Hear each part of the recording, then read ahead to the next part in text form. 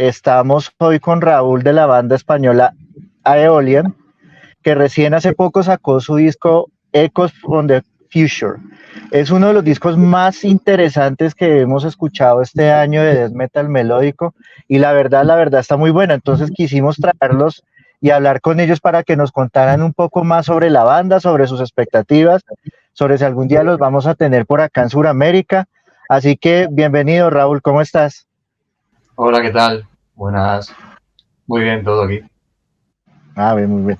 Bien, Aeolian es una banda de Palma de Mallorca, para quien no lo sabía. Y adicionalmente a ello, pues, como les comentaba, tocan death metal metódico con influencias black e influencias folk.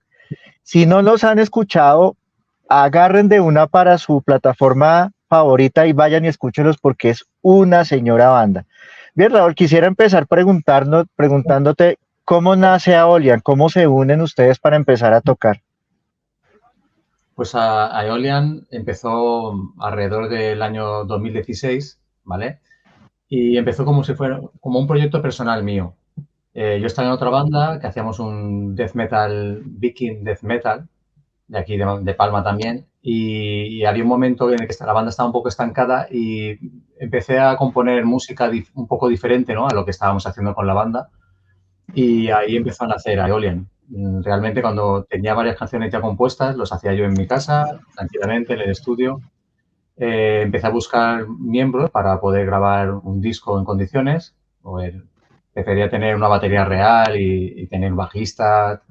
Bueno, y tampoco yo iba a poder cantar bien. Entonces conseguí, ¿no?, formar la banda y sacar el primer disco, Silent Witness, con la suerte de que Salen, de Finlandia se interesó y pudimos sacarlo a través de ellos. esa es la disquera Black Lion, con la que están actualmente, o es la anterior. No, la anterior, la primera fue Snowwave Records, se llama. Snowwave. Sí, es una Ok. pero nos editó el primer disco y nos dio un escaparate, ¿no?, para enseñarnos. Genial. Tengo entendido, según hemos investigado y leído en el press kit que nos regalaste, muy amablemente, que Silent Witness, The Negationist y Echoes from the Future son una trilogía. Y que Echoes from the Future sería como el cierre de esa trilogía. Cuéntanos un poquito acerca de la temática ecologista que ustedes manejan con la banda en sus líricas.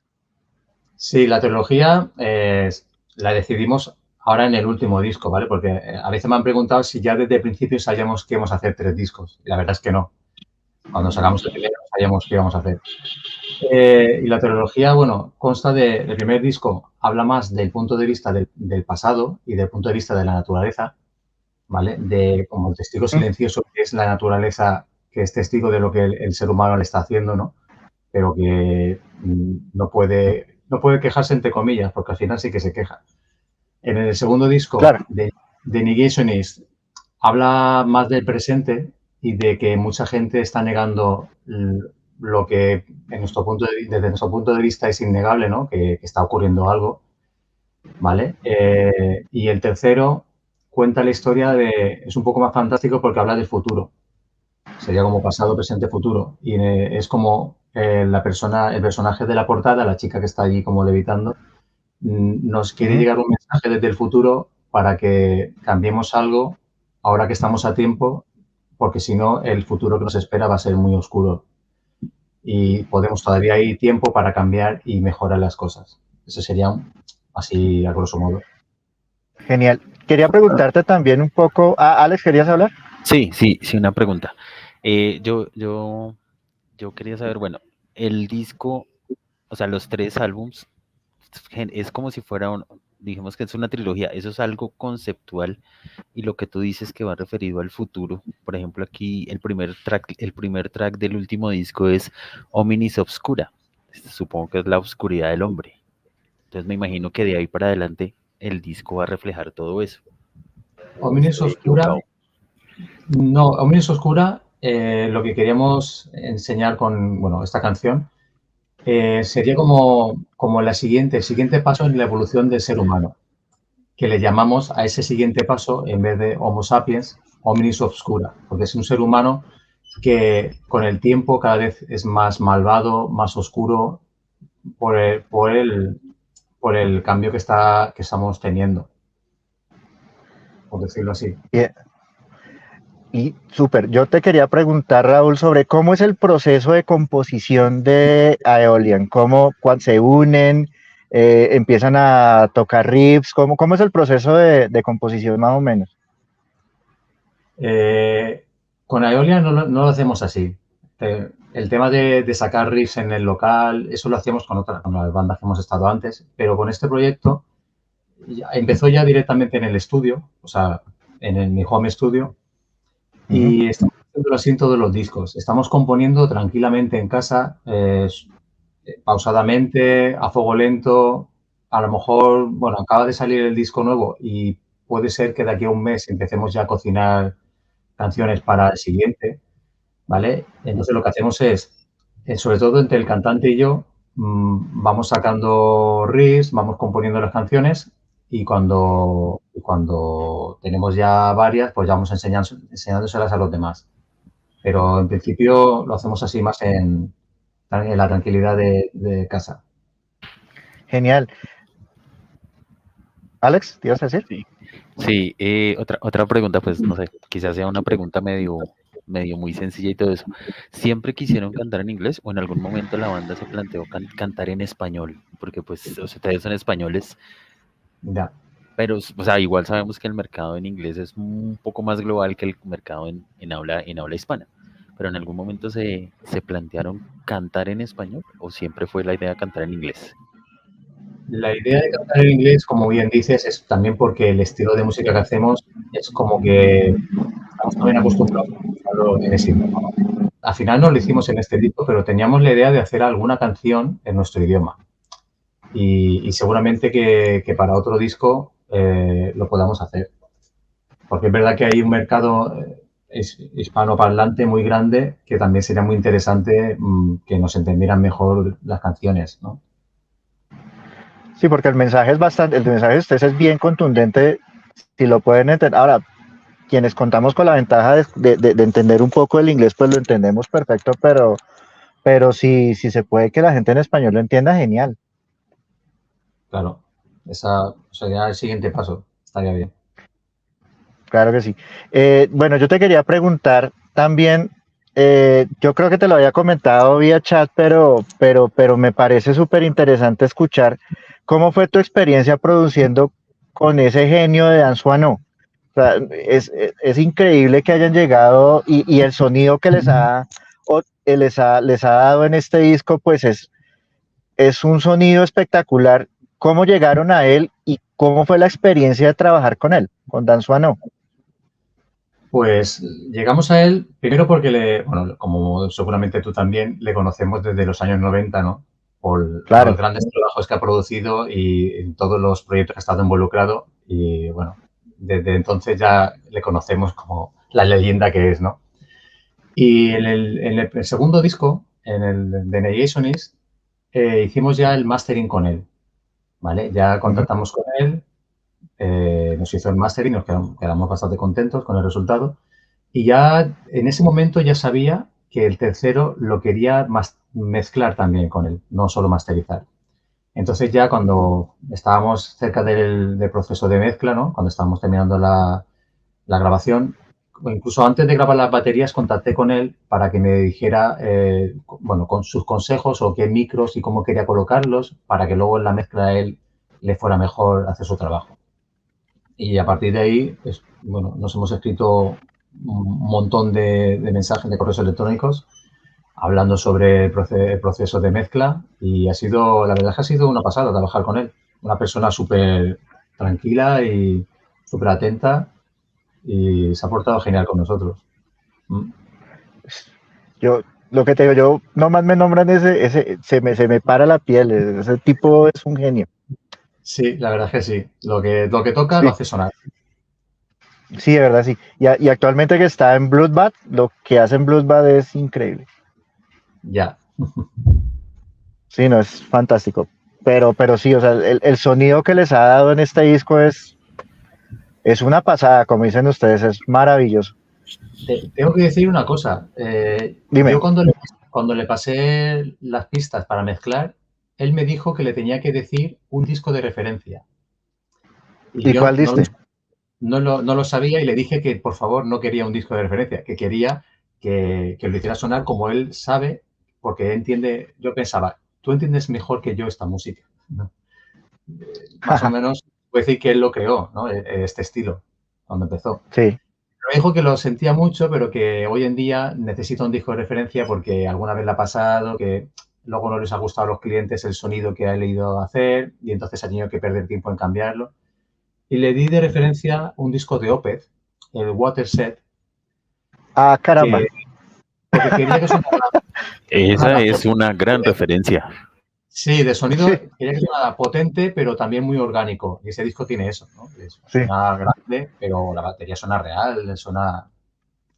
Me gustaba. Ah, caramba, qué referencia. Impresionante. Muy impresionante, claro. Sí, totalmente. Si yo hubiera estado en tu lugar, yo le hubiera podido decir algo de este disco, el Crimson 1 el Crimson Ya. 1 o el Crimson 2 de, ay, se me olvidó ahorita el nombre de la banda, hombre, siempre me pasa de Chop Sanity.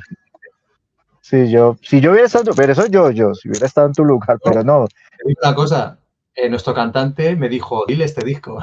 Me dijo que le dijera el Crimson.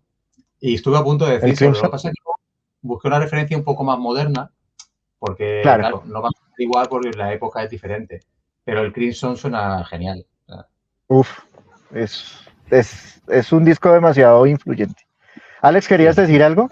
Sí, yo, bueno, no he tenido la fortuna de verlos en vivo porque no, creo que no han venido por acá por Sudamérica. He visto muchos videos de ustedes en concierto y quería preguntarles si ustedes en concierto tienen alguna puesta en escena, o sea, no sé, una escenografía especial o algo así, o tal cual se ven en los videos que son, arrancamos y nos vamos directo a la música y disfrutamos la música.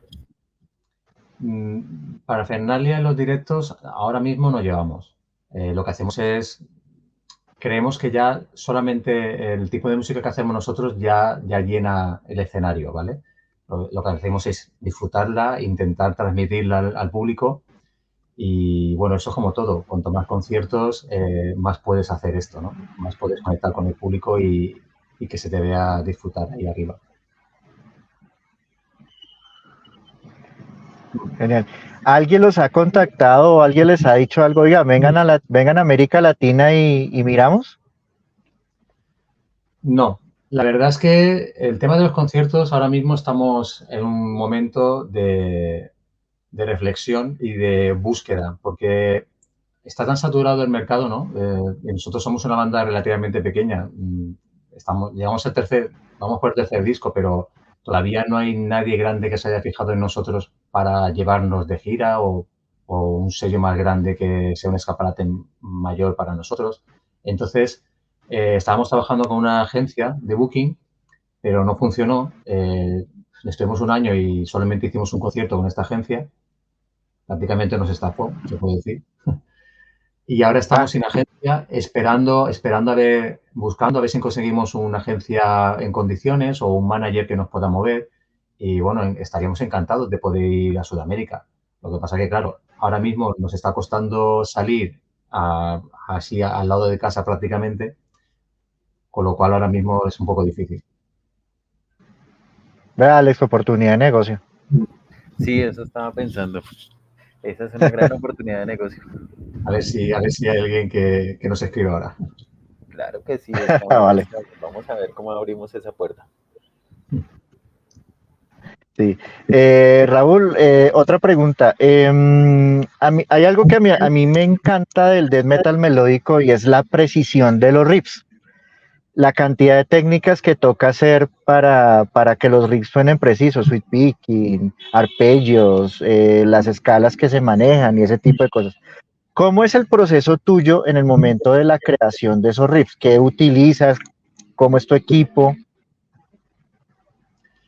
Pues no te voy a mentir. Yo tengo un Kemper Y lo que he hecho ha sido trabajar los sonidos, sobre todo cuando estábamos confinados en la pandemia, que hace ya de esto unos años, pero Sí, todavía me acuerdo.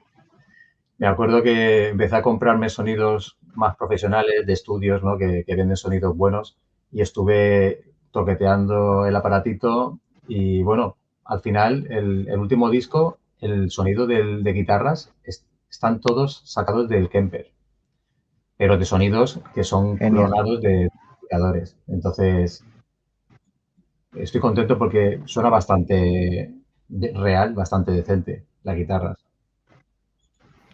Súper, O- súper, súper. otra de esas preguntas existenciales. Yo soy un poquito más existencial. Ustedes Perfecto. vienen de Palma de Mallorca, ¿cierto? Palma de Mallorca es Sí. una isla. O sea, Mallorca es una isla. ¿Qué tan difícil es hacer música de este tipo en una isla? O sea, yo, o sea, uno se imagina, y sobre todo en España, o sea, tiene uno esa imagen de que una isla es música electrónica o música de otro, de esa índole. Y ustedes se fueron por el melodic metal. ¿Cómo hicieron? O sea, ¿cómo surgieron allá en su tierra con este ritmo? Sí, la verdad es que es complicado tener un grupo de este estilo de música aquí, ¿vale? Pero también te debo decir que hay más grupos de metal aquí de los que la gente se piensa. Muchas veces cuando hacen una reseña, sobre todo los alemanes, que Mallorca la tienen como su isla de vacaciones, ¿no? Que aquí está lleno de alemanes, muchas veces Ujú. empiezan las reseñas diciendo que, vale, Mallorca, la calle de no sé qué, la calle de no sé cuánto, que son las calles donde se van ellos de juerga, pero también tenemos ahora un grupo de death metal melódico, ¿sabes? Lo hablan como si fuera una cosa rarísima. Y a ver, no hay muchos, pero hay bastantes grupos de metal, de death metal melódico a lo mejor no hay tantos, pero de metal hay unos cuantos. Y lo que pasa es que es más difícil a lo mejor que la gente los conozca simplemente por estar aquí. Pero Por eso. hay que hacerlo, porque si salen bandas de tanta calidad como ustedes, pues hay que promocionar. Esta emisora está a tus órdenes, Raúl. Lo que necesites promocionar acá, bienvenido. Pues gracias. Otra cosa que a mí sí me gusta preguntar mucho sobre la parte técnica, ¿cómo compaginan las baterías? Digamos que eh, hay bandas que empiezan con la guitarra y terminan en la batería, hay bandas que empiezan por la batería y terminan en la guitarra. Yo que soy en lo personal baterista, a mí me gusta que la banda compagine, o sea, que ellos me muestren primero las maquetas de la guitarra y yo después ponerle ponerle la batería. ¿Cómo lo hacen ustedes? Pues como te he dicho antes también, el tema de la composición lo hacemos aquí en casa y empezamos, o sea, la composición es a través de las guitarras. Las guitarras es Ajá. lo primero que se hace, ¿vale? Que suelo hacerlo yo, con ideas que a lo mejor me canta por WhatsApp nuestro cantante. A veces me manda audios, ¿no? Por WhatsApp y con las ideas que me canta y cosas que saco yo, empezamos a construir una canción. Y lo que hago es usar baterías del ordenador, baterías MIDI, ¿no? De estos sonidos Ujú. virtuales de batería, para eh, como componer la batería que me imagino yo con esas guitarras. Lo que pasa es que luego, cuando ya está la canción terminada, esto se lo mandamos a nuestra batería, también con las pistas de batería, para que se haga una idea más o menos, porque a lo mejor hay un riff que está sacado a posta para hacer un blast beat, porque nos imaginamos Sí, que ese riff tiene velocidad, ¿no? Entonces, él capta la idea y luego después decide cómo tiene que hacer eso. A veces hay sí, modificaciones, en este último disco lo hicimos así y la verdad es que funcionó muy bien. Él compuso la batería después de haberme genial. dado la idea. Cuéntame un poquito sobre ya nos contaste un poco sobre el arte del disco Echoes from the Future. ¿Quién les hizo el arte? ¿Cómo fue el diseño conceptual de ese arte? Vale. ¿Cómo salió? El artista, la verdad es que me gusta, no uso mucho las redes sociales personalmente, las uso más con la banda, ¿vale? Los perfiles de la banda. Pero para esto me gusta buscar en Instagram porque puedes encontrar artistas muy interesantes, ¿vale? Y este dibujante lo encontré a través de Instagram buscando. Se llama Ryan T. Hancock, ¿vale? Es inglés y vi que dibujaba sobre lienzo, con pinceles con acrílicos. Y vi que hacía portadas de bandas y me parecía muy interesante. Entonces contacté con él, estuvimos hablando, acordando los precios y acordando los tiempos y tal, y me hizo varios bocetos. Yo le dije la idea de ese mundo, de este futuro oscuro, ¿no? Donde ahí se ven, por ejemplo, en la portada final se ve hay como unas ciudades flotantes que están como cayendo y está todo muy oscuro, hay como un remolino ahí en el cielo y el personaje este que está flotando, que es como un mensajero del futuro. Captó muy bien la idea y me hizo varios bocetos y bueno, elegimos uno y se puso manos a la obra. Fantástica, la portada es fantástica. ¿Ibas a decir algo, Alex? Sí, pregunta.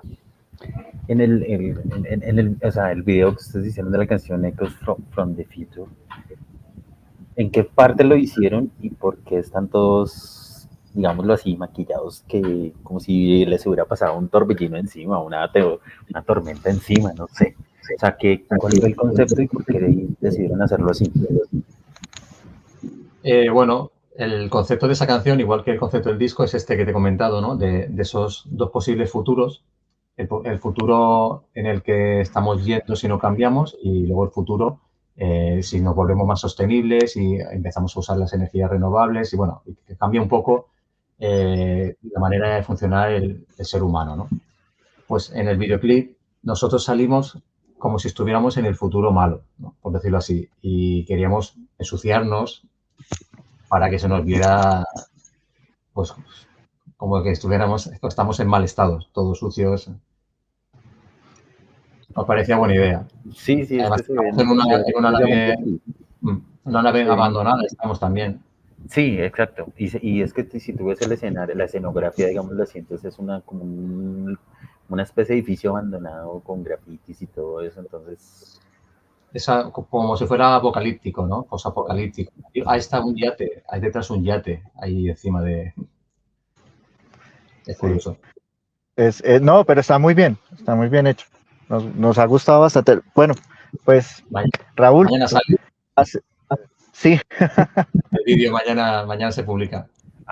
Estaremos pendientes entonces. Estaremos súper pendientes. Pues Raúl, valga el momento para felicitarte por tu disco, que es el cierre de la trilogía sobre, sobre el proceso que está viviendo nuestro planeta en este momento. Felicitarte por el mensaje que quieren dejar a través del metal. Mira que con el metal se puede decir cosas y lo que ustedes están diciendo es absolutamente pertinente. Y felicitarte también porque para los que nos gusta el death metal melódico, sus 3 discos son de postín, son absolutamente canónicos del death metal melódico, así que pues un abrazo grande desde Colombia, muchas gracias por atender nuestra entrevista. ¿Querías preguntar algo más, Alex? Sí, no, quería más que preguntar, obviamente darle las gracias a Daniel por el tiempo que nos ha dado, porque nos ha ilustrado muchísimo sobre lo que quieren ellos reflejar. Es un trabajo muy interesante. Lo que tú decías también, que la música abre fronteras, si no fuera así, no estaríamos hablando con él en este momento, no estaríamos hablando de continente a continente. Felicitarlo por por esos grandes trabajos que tienen y esperamos que de verdad puedas encontrar algo o sea, una disquera un poco más grande que te ayude a difundir un poco más la música y ojalá pronto llegues por estas tierras y te estaremos esperando con los brazos abiertos. Muchas gracias. Ha sido un placer también hablar con vosotros. Sí, gracias. Y el disco, vuelvo y les reitero, muchachos, si no han escuchado Echoes from the Future de Aeolian, vayan ya mismo, que es un discazo.